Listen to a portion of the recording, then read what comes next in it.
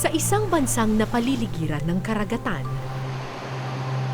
kung saan luntian ng mga bundok na tinatahi ng rumaragasang ilog, mahirap isiping may mga lugar sa Pilipinas na uhaw sa tubig. May mga lugar sa Luzon, Visayas at Mindanao na kailangan mo pang maghukay, mag-igib, mandiri, at magtiis kapalit ng biyaya ng tubig.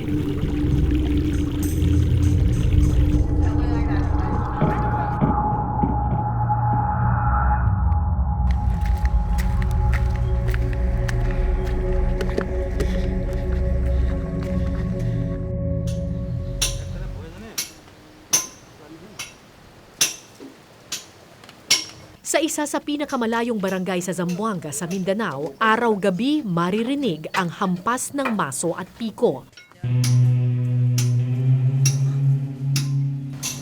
Simula nang pumasok ang tag-init, nagsimula na ring maghukay ang mga taga rito.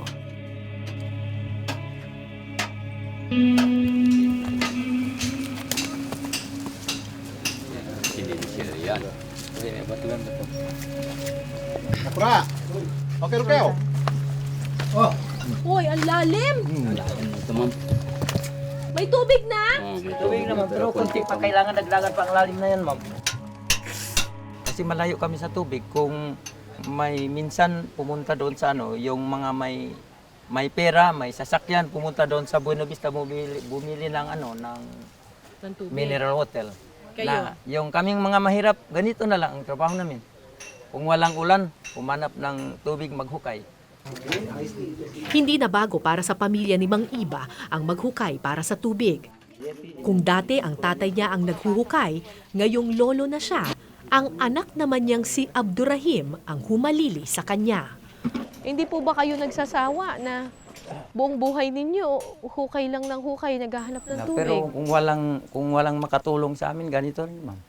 Kahit apo na apo. Kung walang makatulong magbigay ng tubig, paano may tubig?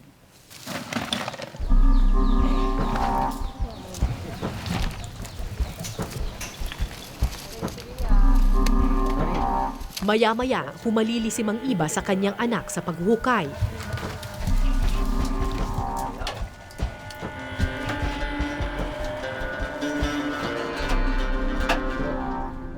Halos 15 feet na ang kanilang nahuhukay, pero wala pa ring umaagos na biyaya.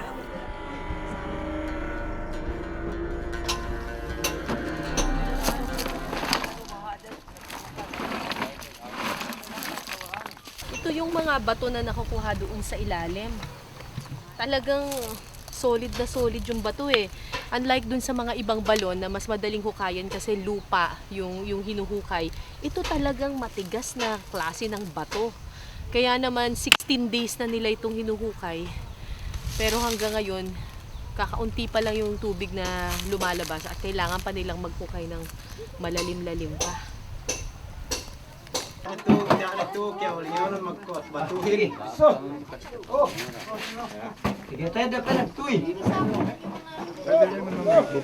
Bayanihan ang estilo ng mga taga-barangay Muti.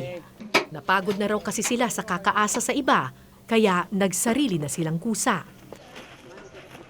Kailangan man ang tubig. Kapag may hinintay, mas mabuti, ma'am. Hintayin namin kasi wala naman kami maggawa kung sa sarili lang.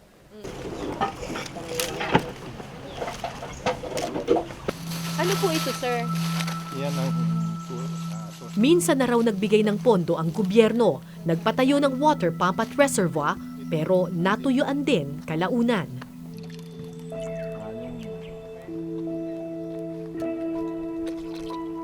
yan lang. Ayan, ganyan. Ganyan. Pero mawawala rin yan, maya-maya. Kapag yan, mawala na po. Maiinom naman ito. Opo. Ay, wala na.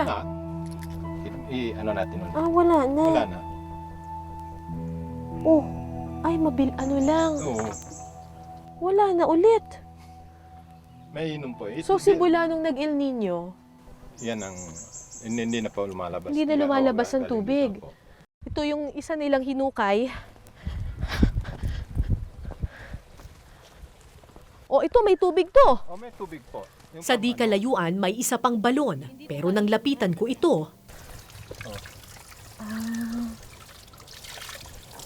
Ay, may amoy. May amoy po. Kaya hindi po yan pwede inumin. Parang hindi pwedeng inumin ito. Opo. Panglaba lang po yan. May amoy. Oo.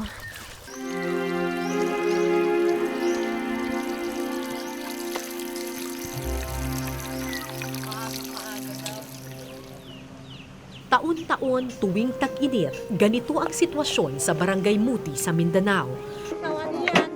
At habang wala pang solusyon ng gobyerno sa problema, habang wala pang biyaya ang tigang na lupa, patuloy silang maghuhukay at magdadasal na sana bukas lumuha na ang kalangitan.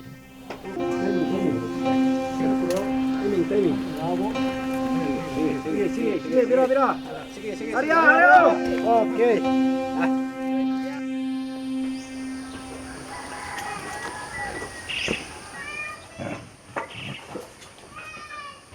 Nasa pusod ng kabundukan ng pinakadulong barangay ng Himalalod, Negros Oriental. Kaya mahirap isiping magkakaroon ng problema sa tubig sa lugar na ito. Kung sa Barangay Muti sa Mindanao, isang balon lang ang pangarap ng mga naghuhukay, sa Sitio Lunasan sa Visayas, hindi lang isa kundi 5 balon ang biyaya ng lupa. Mapalad sa unang tingin, pero nang amin ng suriin, Parang madumi po. Ano ba yung nakalutang dyan sa taas? Galing doon sila mo. Lumot. Ah, hindi, lumot. Lumot. Anong tawag sa Tagalog, ma'am? Yun. Yung dilaw. Anong dilaw na yan? Yung dilaw, yung dilaw. Anong tawag sa Tagalog? Dilaw, dilaw. Ano ba yan? Galing po yan sila mo. Galing sa ilalim. Tinatawag sa amin ng taing bulawan. Taing bulawan. Oh. Yung balansa, ma'am. Malansa yan. Yeah. Oh, balansa. 4 na taon na raw ang balon na ito na halos di rin mapakinabangan dahil sa dumi. Ayon sa mga taga rito, dati raw may malinis na bukal ng tubig sa kanilang lugar. Yung dati, ma'am, mayroong tubig dyan. Pero after linog, Yung lindol, nawawala yung mga tubig dito, ma'am. Yung pinuntahan nyo, mayroon pang tubig. After lindol, wala na po. Dahil dito, napilitang maghukay ng mga bagong pagkukunan ng tubig ang mga tao.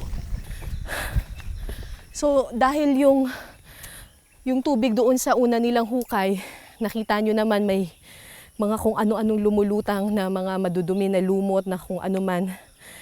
Hindi nila yun maiinom. Ang ginawa ng mga tao, naghukay sila ng isa pa. Ito yung pupuntahan natin ngayon. Hopefully, malinis na yung tubig dito.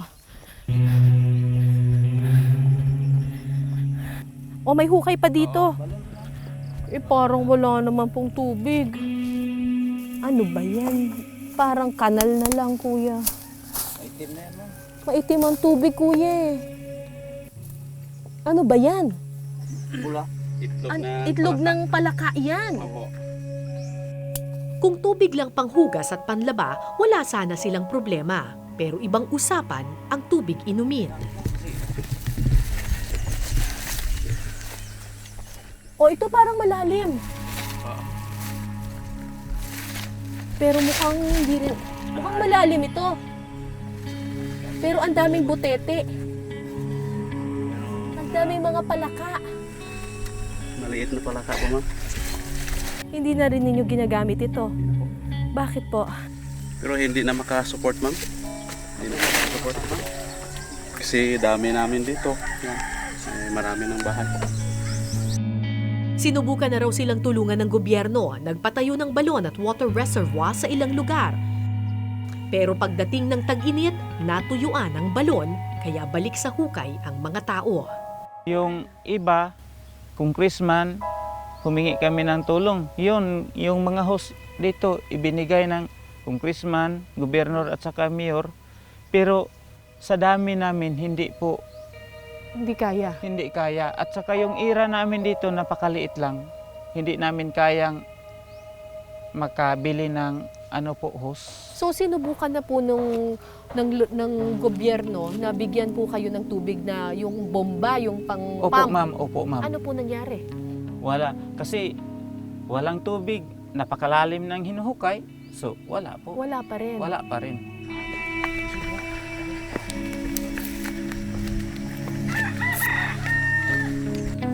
Isang mag-inang nakita kong naliligo sa tabi ng ika-4 na hukay. Umasa akong ito na ang balong magbibigay ng malinis na tubig sa mga tagalunasan.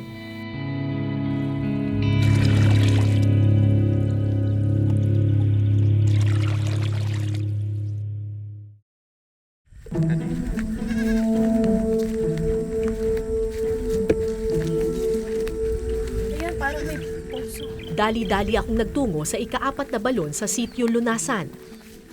Umasa akong ito na ang maaari nilang pagkunan ng malinis na tubig. Pero sa aking paglapit, Pero bakit kulay puti? Parang may sabon. Dahil po ito sa, ma'am, sa lupa. Mainom ito, ate? Mainom ito? Hindi. Dili. Ah, dili. Pang ano lang, laba lang.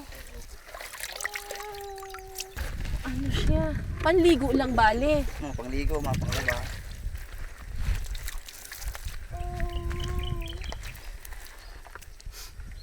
Parang ano, amoy kalawa.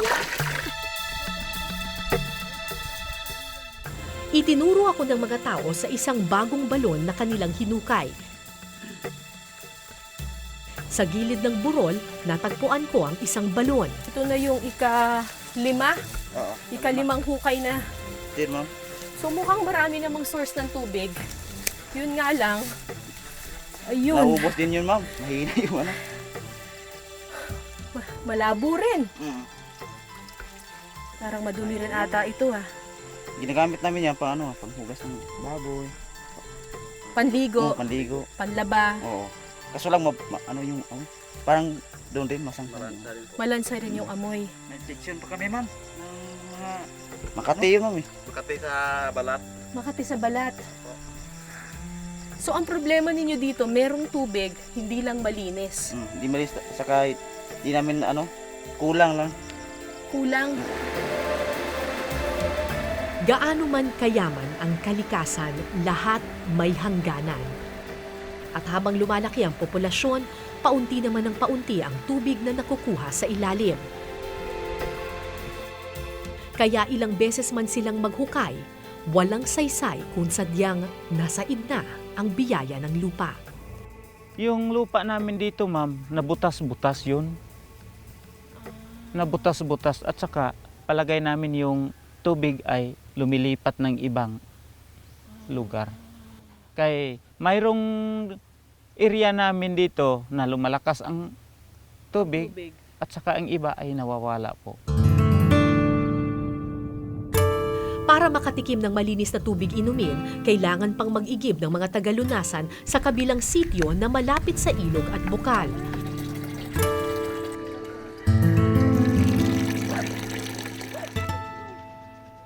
Walang bayad ang pag-iigib, pagod at pawis lang ang puhunan, mahigit 1 oras kasi ang kailangan nilang lakarin, pasan ang galon-galon ng tubig inumin.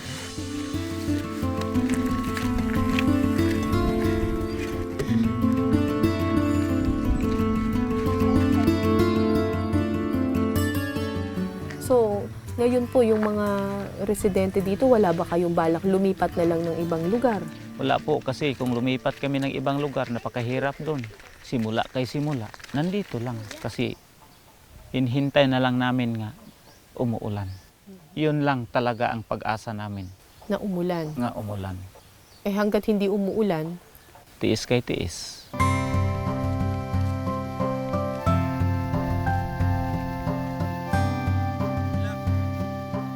Madaling isipin na ang mga nasa malalayong lugar lang ang apektado ng ganitong kalbaryo.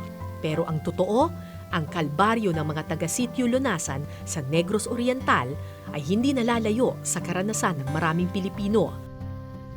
Katunayan, mahigit 3 milyong pamilyang Pilipino ngayon ang salat sa malinis na tubig inumin.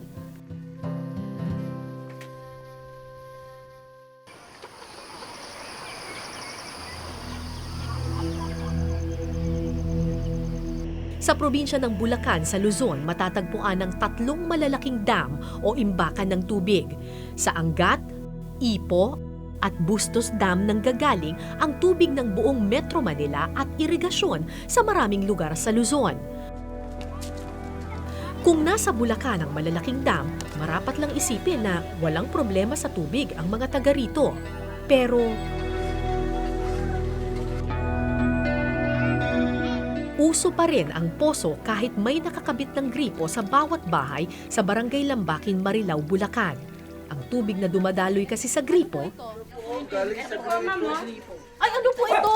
Galing po yan sa gripo, ma'am. Ang dumi naman. Opo. Lalo na po kapag sa umaga, ma'am, ang baho po niya parang dumi na. hindi ako makapaniwalang nanggaling sa gripo ang tubig sa balde, kaya ako mismo ang sumalok para suriin ang tubig. Parang malinaw naman, kuya. Ay, hindi. May ano. Ayan o, may... Tingnan mo oh. May mga ano, ayan o, may mga brown, ano yan? Marwadis. Ito yung ano ninyo, nagbibigay ng tubig. Marwadis. 625 pesos.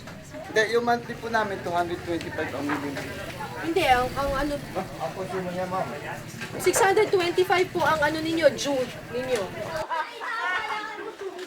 Mahigit 1,000 pamilya ang nakatira sa Barangay Lambakin at lahat sila pare-pareho ng problema. Pag nag-ipon kami, pag Ano po ito? Yan, galing sa kanya sa gripo dito. Sinasagot po yan. Parang strainer, pangsala ng tubig. Ito yung lumalabas. Ano ba yan, kuya? So, hindi nyo na yan naiinom.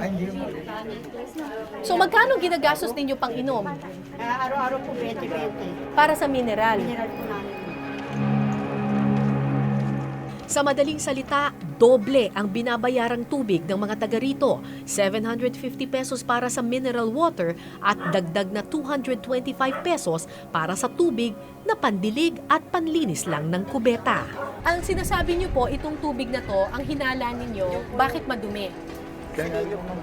Galing sa? Sa ilog po. Sa ilog. Madumi ba yung ilog?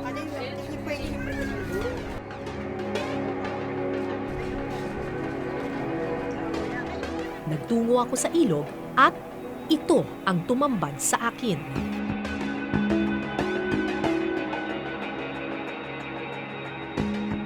Alam ho natin lahat na ang ilog ng Marilao at May Kawayan ay pangalawa sa pinakamaruming tubig sa buong mundo. Sino po may kasalanan nun? Yung Hindi ko aaminin na kasalanan ko yun kasi hindi po ako nag-aanap yan. nagtatapon. Opo. Dating malinis ang ilog ng Marilao, pero dahil sa dami ng mga factory sa paligid nito at kawalan ng disiplina sa basura ng mga tao, isa na ito ngayon sa pinakamaruming ilog sa buong mundo. Pero totoo nga ba na sa ilog ring ito nanggagaling ang tubig na dumadaloy sa kanilang mga gripo?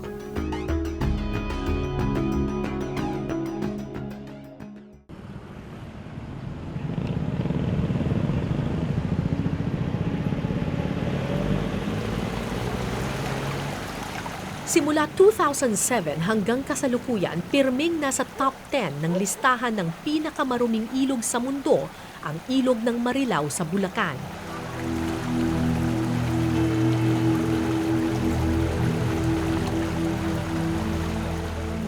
Ayon sa mga pag-aaral, 2 klase ng basura ang makikita dito. Ang nakalalasong kemikal o toxic waste mula sa mga pabrika sa paligid ng ilog at ang mga basurang mula sa mga bahay ng tao. Totoo nga kaya na ang ilog na puno ng basura? Ang siya ring ilog na pinagkukunan ng tubig ng maraming bahay sa Bulacan?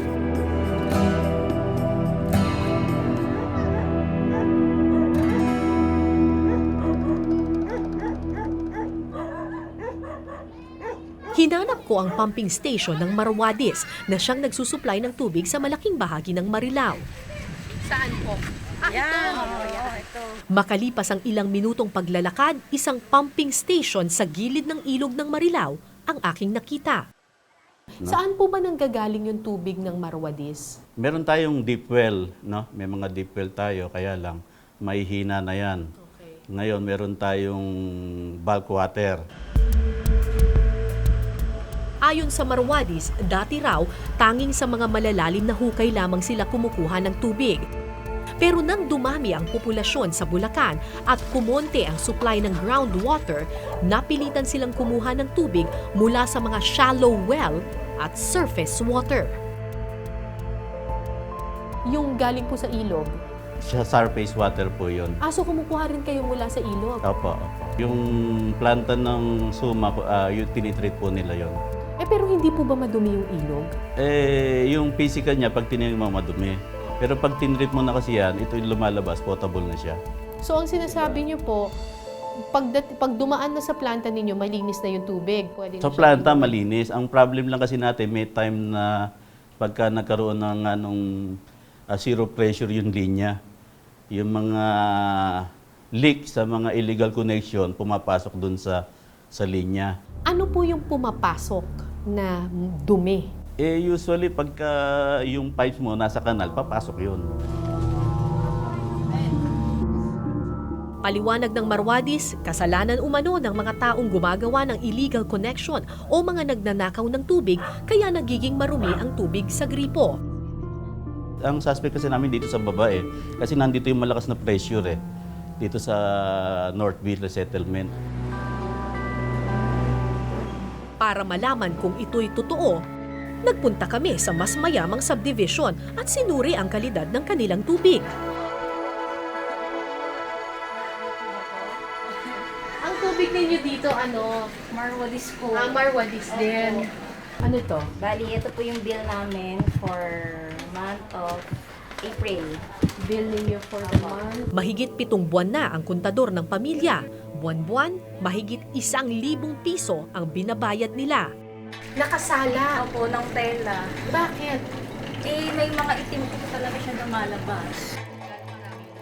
Pero tulad ng tubig sa mga mahihirap na komunidad, tila may problema rin sa gripo ang pamilyang ito. Pero parang maitim pa rin kahit na sinala. Opo, kaya panglaban na lang po talaga siya. Ito, malinis na na tela. Lalagyan natin yung gripo. Isasala po. Sige, isala natin. Gamit ang isang puting tela, sinuri namin kung gaano kalinis o kadumi ang tubig.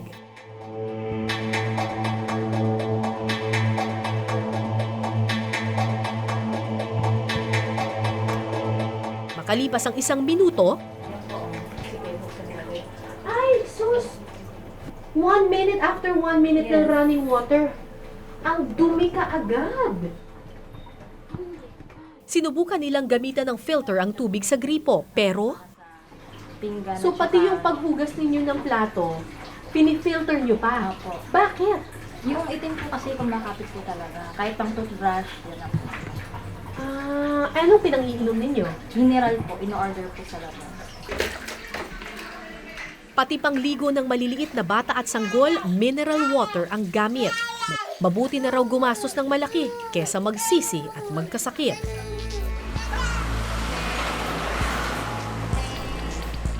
Aminado ang Marwadis, may mga pagkakataong madumi ang tubig na lumalabas sa kanilang mga tubo. Pero hinahanapan na raw nila ito ng solusyon. Yung bulk water, ano yun? Galing Sa Angat Dam.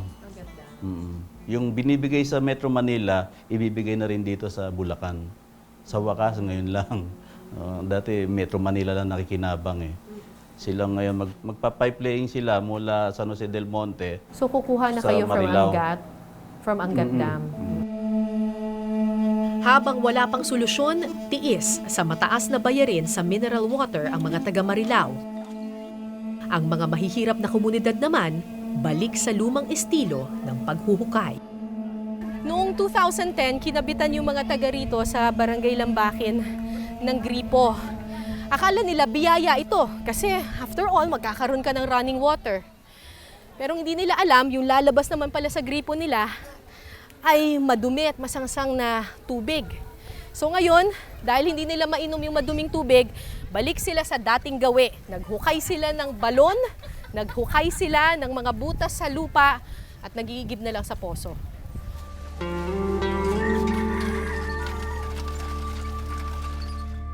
Ang tanong, hanggang kailan magtatagal ang tubig sa posong ito?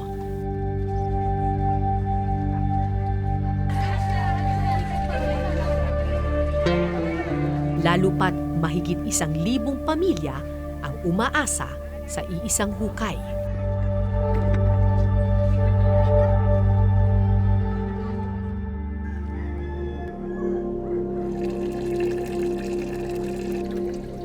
Karapatan ng bawat tao ang magkaroon ng malinis na tubig inumin.